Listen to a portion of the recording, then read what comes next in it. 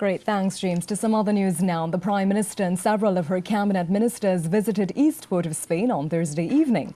This after 4 murders were recorded in the area on Wednesday.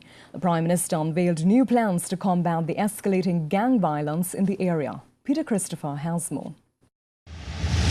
Following 4 murders in Eastport of Spain on Wednesday, the Prime Minister, accompanied by a battery of ministers, visited the Duncan Street area where one of the teenage victims, Riam Antoine, lived.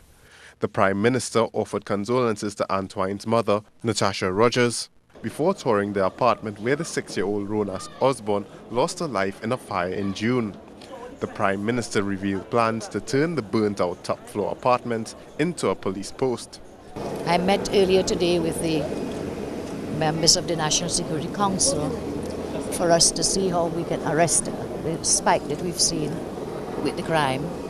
And in discussions with the HDC, the proposal is to use this building here to put a police post, army and police post right here in the heart of Duncan Street, and indeed other activities and exercises, initiatives to be undertaken by the Commissioner and by the CDS with their joint forces.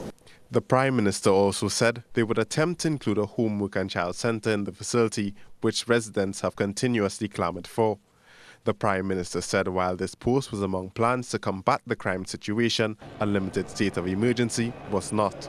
Crime anywhere is crime everywhere, and so we really mourn with the people of Duncan Village here and the surrounding areas.